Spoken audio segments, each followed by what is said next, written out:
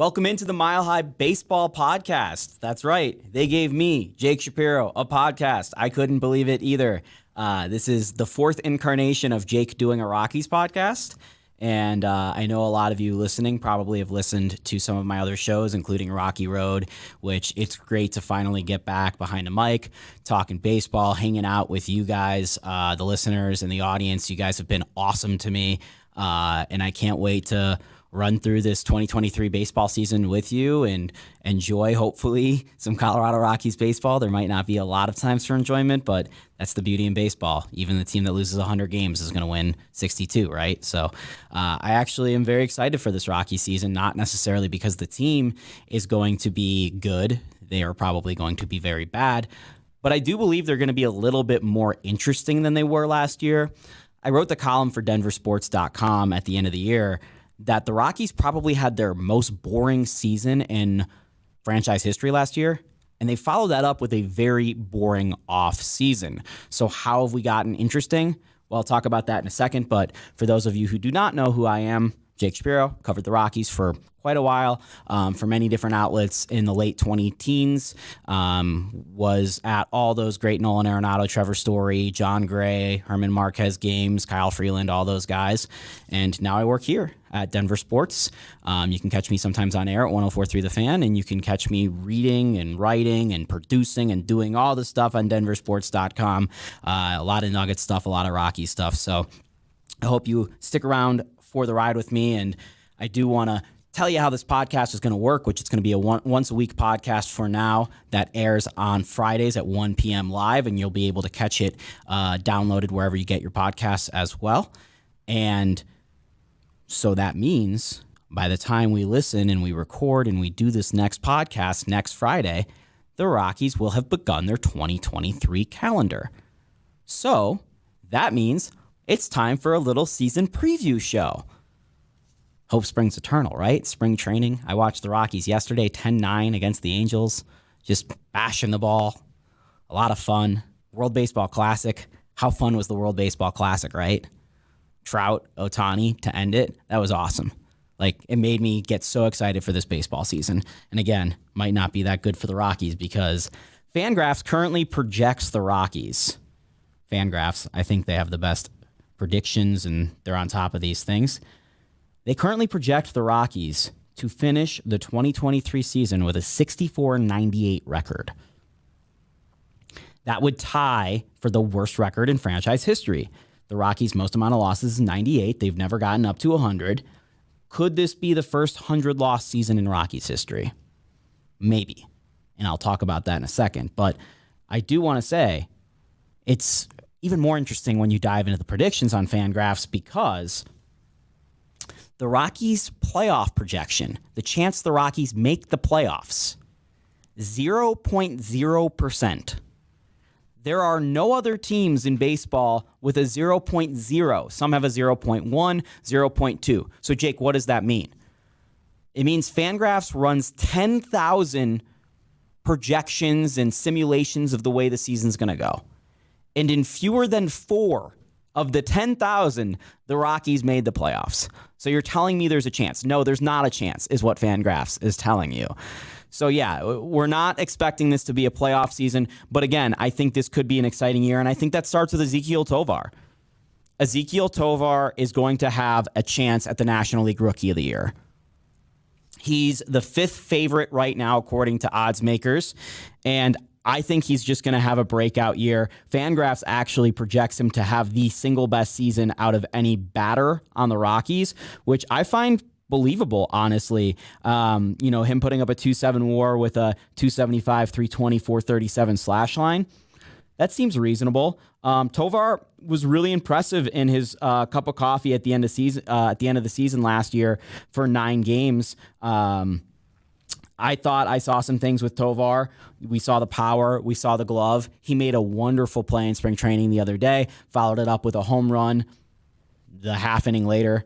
I think he really could be that next shortstop for the Rockies. They've had so many great shortstops, from Tulowitzki to Story, and now hopefully Tovar is fitting in. I mean, he's got a T in his name, so it's starting well for him. But yeah, Tovar is the thing I think to be most excited about. He's only 21 years old. And really, I think as Tovar goes, the Rockies will go. If Tovar has this good season, it will keep the Rockies from losing 100 games. If Tovar does not have a good season and he comes out and he's, a rookie and he's struggling and there's signs that he's good, but, he's just not producing consistently, there's a chance that this team loses 100 games. I think he's one of the two swing guys on this team. And what I mean by swing guy is guy that can shift the way the team does overall in performance. And granted, they're probably finishing last place either way, but it's going to be the difference in a couple wins.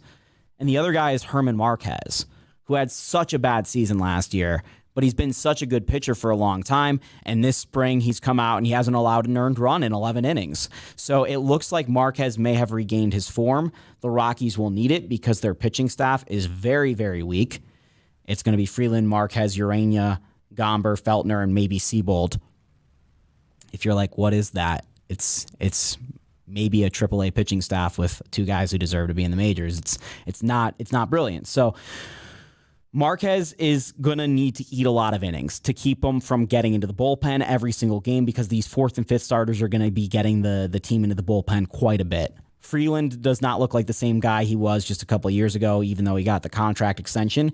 And that's why Marquez, it's so important for him personally that he has a good season. He's towards the end of this contract, and the Rockies obviously have not been apt to trade people at the deadline, but it would make a lot of sense in Herman Marquez's case if the Rockies were to move on from Herman Marquez at this deadline, and he could recoup a lot of value to a farm system that is climbing. Last year, it was one of the worst farm systems in baseball. Now it's at least in the middle part of the league, and it's led by guys like Tovar and Zach Veen. Zach Veen has had a terrific spring. He just got sent down a couple games ago, but he's shown, I think, everything he needed to show this spring in order for the Rockies to be like, we could legitimately call this guy up midsummer. And obviously it's going to come down to what he does at Hartford and Albuquerque, but there's a really good chance that we see Zach Veen this year, and we're going to get the Veen and Tovar show. And it's already feeling a little bit like Tulo and Cargo for me, where it's like Tulo and Cargo, and what else is on this team? It's going to be Tovar and Veen. And what else is on this team? Well, for the future, we don't know, but at least for now, I'll go through the lineup. You got Elias Diaz at catcher with Brian Severin. I actually thought Severin was a really solid backup catcher. If you were to make the case the Rockies have a plus player at any single position, it might be they have a better backup catcher than most of their peers. CJ Cron, who was the Rockies All-Star last year, we'll see if he can repeat. He's currently dealing with some back stiffness in spring training, which a lot of the guys are, and that's concerning because we'll run through this, and the Rockies are pretty banged up as well as not being a good team. So they're in a bad spot right now as we approach opening day. Ryan McMahon at second base. He's been shifted over from third because Brennan Rodgers, who was a Gold Glover last year at second base, is likely to miss the season with an injury. Ryan McMahon played some second base earlier on in his career. He played second, third, even a little bit of shortstop in the minor leagues. He's a guy who's been all over the diamond. He's a supreme athlete. He was a quarterback at Mater Dei High School, which is one of the best high school football programs in Los Angeles and in California. So Ryan McMahon should have no problem shifting over to second base. And the reason why the Rockies will do that is to make room for Elris Montero, who was the guy that the Rockies got back in the Nolan Arenado trade. They did sign Mike Moustakas, and he's gotten a lot of headlines, and he'll likely make the roster. But I think Montero is going to start more games at third base. And this is really a good season for the Rockies to just get their rookies and their younger players a lot of at-bats and just see what happens. You need this development if the franchise is going to have any hope moving forward. And again, it comes down to Tovar, who's your starting shortstop. He's had some moments in Cactus League, hasn't been amazing. But again, like I said, he has a game yesterday where he just takes over the ball game for an inning, and you see it. And he's only 21, which is tremendously young in baseball. And then across the outfield, the guy we haven't mentioned, Chris Bryant yet, the highest paid player on the team, Jonathan Daza, and then Jurickson Profar, who they just signed. I've always been a big Jurickson Profar fan back to when he was a prospect with the Rangers. I thought he had a quietly terrific season as a switch hitter and defender with the Padres last year. It was one of the only times in his career he's been a above average or average hitter. And he's a guy who can play all over the diamond. The Rockies are going to need him in the outfield because Randall Grichuk is hurt. Charlie Blackmon's past that point. You're losing some versatility with guys forced into infield spot because of some of those injuries in the infield. And you lost some outfielders from last year, too. So it's going to be Bryant Daza, profile across the outfield. Grichuk will be a factor at some point, maybe late April, early May. But we're hoping to see Chris Bryant finally hit home run at Coors Field, which he still hasn't done, despite the huge number next to the contract he is making. And, he's a great player early on in his career, won an NL MVP, but he's had a worse season every single season he's progressed since his second season. So Chris is going to have to make a big adjustment to the way he trains, and hopefully he did this offseason in order to stay healthy for an entire season, which he struggled with at least the last few years, and be a big part of the Rockies lineup. And who knows? Chris Bryant's playing left field, but the injuries are starting to wear thin across the infield, and this guy was once a really great third baseman. So I wonder if the Rockies will move him around just to see what they look like with some different looks. Charlie Blackmon's going to be the Rockies' DH. Great hitter early on in his career. Professional hitter still. Love Chuck. He's towards the end of his career, towards the end of his contract. He's the guy that the fans are going to be most excited to see at Coors Field. You could make the case he's the Rockies' lone star that resonates here in Denver. He's just not the player he used to be. He was almost an MVP candidate at one point in his career. 2017, he was probably the best player on that Rockies playoff team. He's just not that guy anymore, but he can still be a really good left-handed hitter, particularly against righties. And with Grichuk, you can offer some, platoon stuff with outfielders and have Blackmon sit some days in the lineup. But yeah, I always enjoy watching Charlie Blackmon play, even if, this is not the same Charlie Blackmon we knew from 4 or 5 years ago. Across the bench, you're going to have Mike Moustakas make this team, like I said. Alan Trejo, I thought, was really solid for Mexico in the World Baseball Classic. Showed some good defensive plays, had some really nice at-bats. So I'm actually a lot higher on Alan Trejo than I was before. I thought of him as just a 4A guy, a guy that's, going to fill some replacement-level caliber production and play a couple different spots across the infield. I think Trejo could have, a decent little big league career. We're talking about a guy who probably can have a better big league career than that of Pat Valaika, former Rockies middle infielder. Trejo is going to give the Rockies some good options, and then Harold Castro is probably going to make this roster as well. Went over the starters, and then the relief pitchers are interesting. You've got Bard, Johnson, Lamet, Suter, Lawrence, Hand, Howell, and then Abad. Bard looked really bad in the World Baseball Classic. He allowed 30% of the runs that Team USA allowed for the entire tournament in just an inning and 2/3 of work.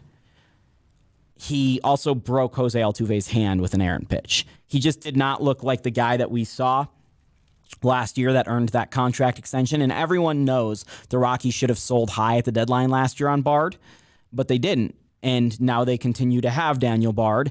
And the question is, can he continue up that performance that made him that earned him this contract, made him a comeback player of the year, all that stuff, or will he regress back to a guy who at some point in his career had the yips and was out of baseball?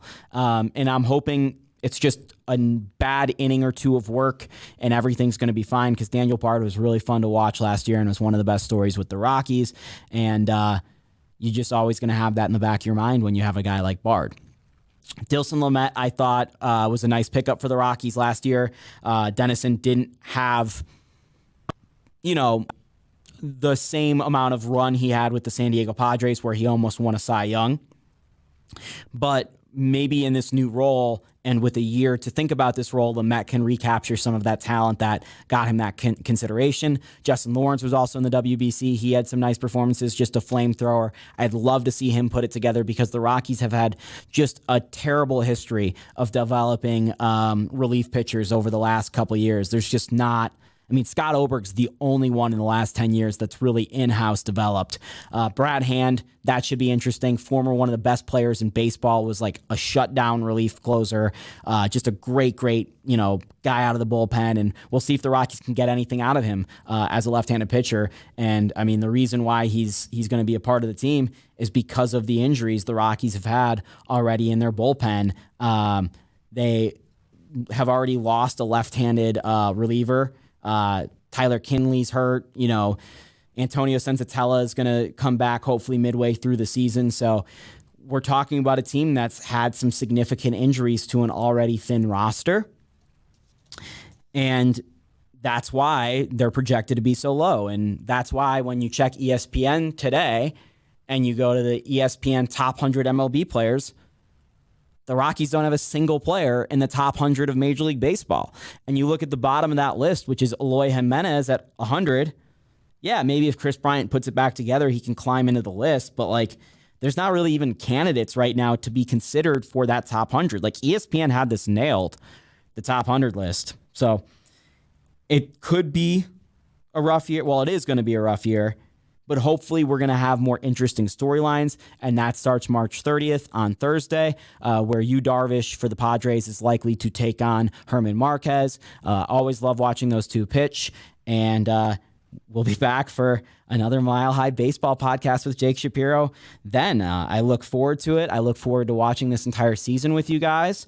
And again, if you're going to make a little sneaky bet on the Rockies where you feel positive about the team, it might be, let's get behind the Ezequiel Tovar Rookie of the Year bandwagon. That'll be something fun that we could all cheer for, considering how rough this season's going to go. That'll do it for today. We'll see you next Friday.